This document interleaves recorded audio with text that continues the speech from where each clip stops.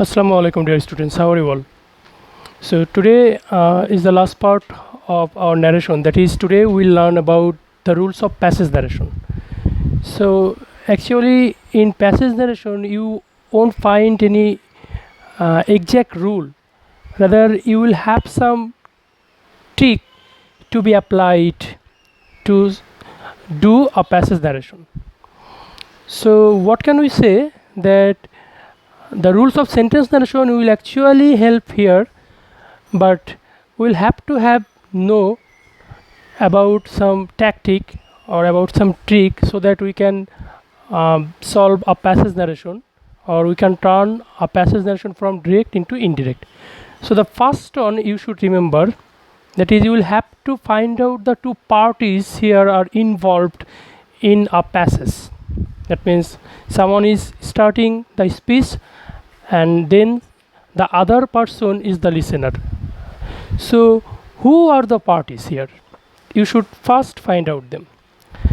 Then you will have to find out how many reported speech or the part which is inside inverted comma in the passage. So suppose you have found that there are 6 reported speech in the passage, then you should identify that which party or which person is actually speaking about which reported speech. And the final part here, you have to understand that about the sentences of the reported speech, that is which sentence they belong to. So after finding out these 3 things, you can start solving the narration. Otherwise, until you find out these 3 things, you should not start solving narration. So this is the first thing. Then you might sometimes see the reporting verb or reporting speech, the part which is actually outside the inverted comma. It might be sometime before the reported speech and also sometime after the reported speech. So let me give you 2 examples here. He said, I am ill, or I am ill, said he. So reporting verb sometime might be at the beginning or before the reported speech, and some other time it might be after the reported speech. But to answer it, you should always put the reporting verb or reporting speech at the beginning, this part. No matter it is at the beginning or after the reported speech, to write down the answer, we should put this part at the beginning. So here the answer will be like this: he said that he was ill. So this is the answer of both these sentences. So now we will know something about vocative case. That is, in your reported speech, sometime you will have a subject or a subjective type of word but separated by a comma. Like, we can take an example here. He said,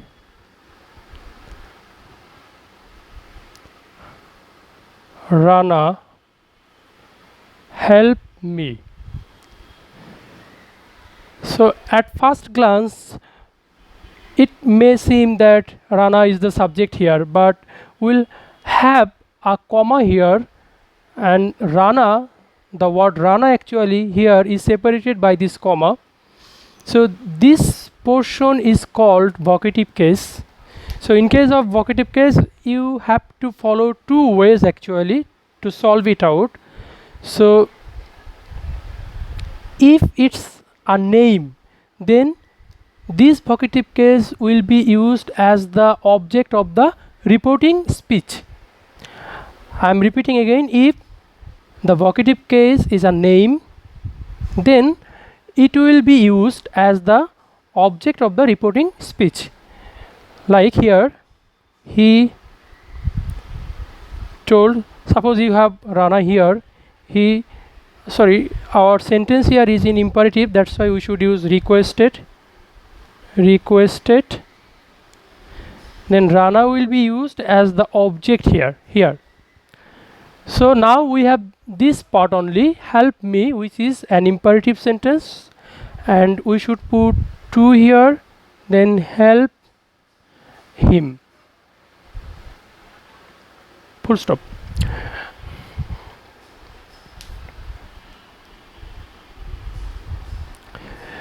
You can write it in another way also, like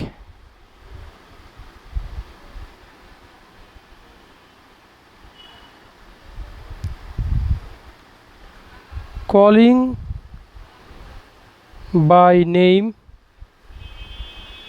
Rana, he requested to help him. Both the answer here is correct, but actually I prefer this one. So you can write in both ways. So this is all about the noun or a vocative case in its name, but there is another kind of vocative case which is actually a relation or name of a relative or a person, not the direct name actually. Like he said, friend,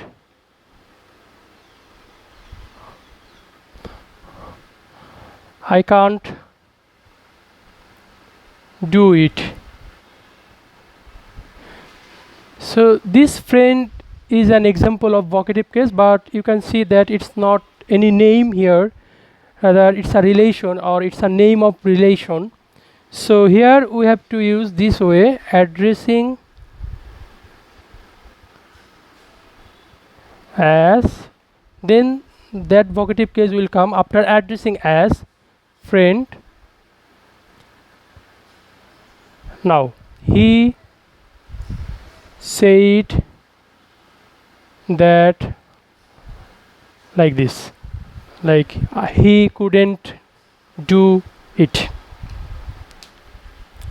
So that's all about vocative case. Actually I'm repeating the whole thing again for you. That is, if your vocative case is a name, then it should be used as the object of the reporting speech. Otherwise, if it is a name of a relation, not an exact name, then it should be used like at the beginning of the sentence followed by addressing as. It will follow actually addressing as, then that vocative case will come. Okay, so now if we have yes or no in our reported speech, I think you know it very well, that if you have yes or no, then you should use reply it in the affirmative for yes and reply it in the negative for no. Reply it in the affirmative and reply it in the negative. Then after the yes, whatever you have should be started according to its own rules. Like we can have an example here. He said, yes, I know it. So here the answer will be like this. He replied in the negative. He replied in the negative. Oh, sorry, it's my mistake. I'm sorry. It will be replied in the affirmative actually, because we have yes here. If we had no, then it would be replied in the negative. But we have yes here, that's why it will be affirmative. So he replied in the affirmative. Now look, Now you have an assertive sentence here, so you should go with the rules of assertive. Then like and said that, then I will be he knew it. But if it were an interrogative sentence, then we would have put here asked. For imperative sentence, requested or ordered. That means you should go with the rules actually of that very sentence. So whenever we will have yes or no, we should write replied in the affirmative for yes and replied in the negative for no. Okay.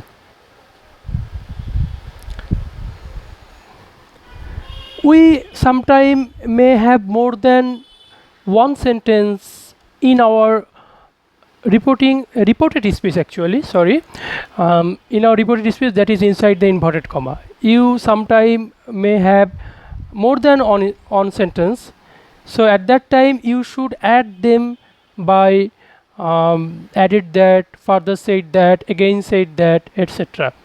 Like he said I am ill, sorry, I am ill, full stop, I will not go. So you can see that in the reported speech you have two sentences here actually. So first we will write he said that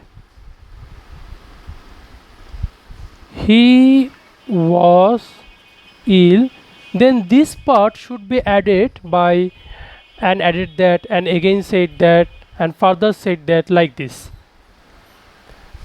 and added that he would not go, like this. So whenever we'll have more than one sentence in the reported speech, then those sentences should be added by and added that, again said that, further said that.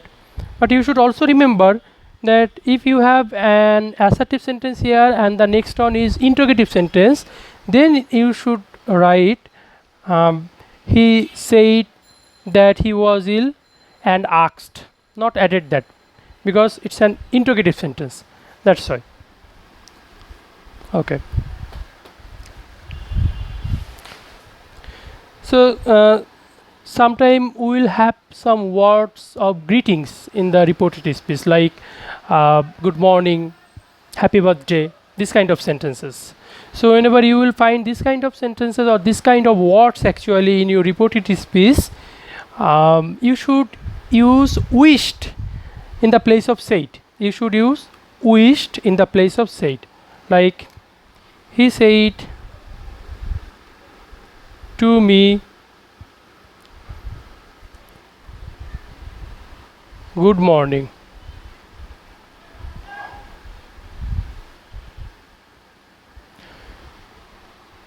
Then the answer will be he wished me. Look at the answer. You should not put any that here. This very part will directly come here. Good morning.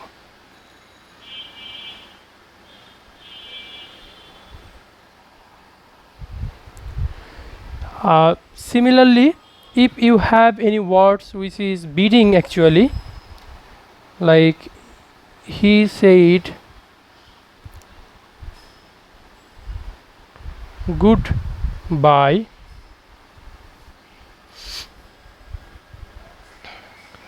so here in the place of said we have to write bet. He bet, then goodbye will come directly here without any conjunction. He bade goodbye, like this. Then if we have congratulations, welcome or thank you, these three things in the reported speech, then they will directly be used as the verb of the reporting speech. That means if you have thank you in the reported speech, this thank you will be directly used as the verb of the reporting speech. Like he said to me, thank you.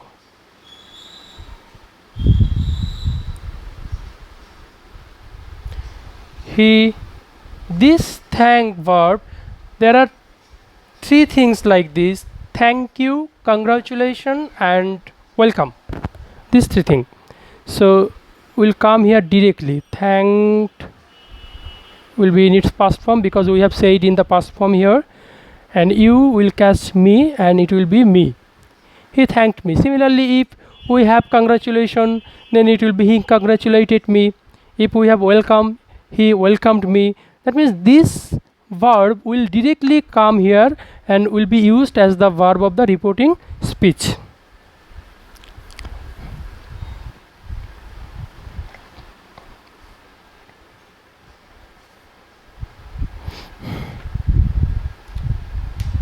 Okay, so there is another thing. Sometime in the reporting speech, that is the part which is outside the inverted comma, you may have any object, sometime you may not have it, but actually it's an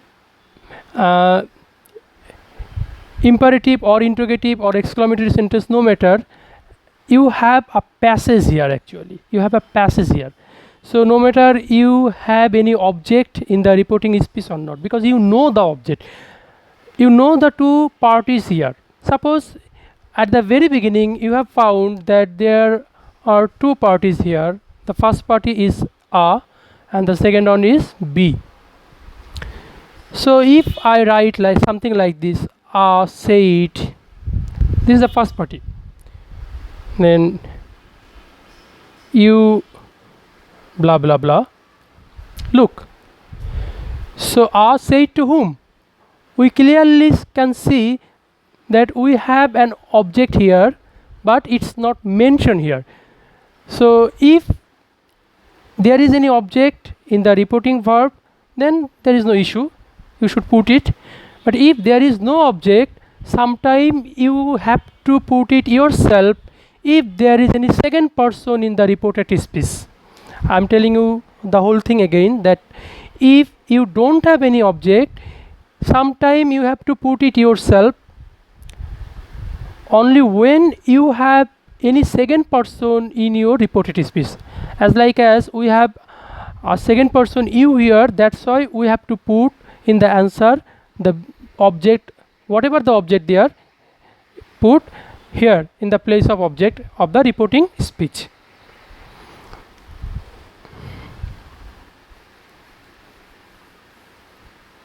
So actually these are the things you should follow to solve a passage narration.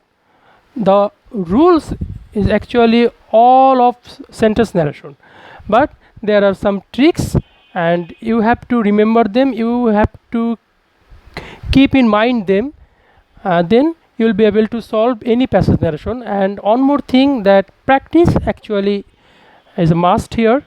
So the more you practice, the more you will be able to solve it correctly.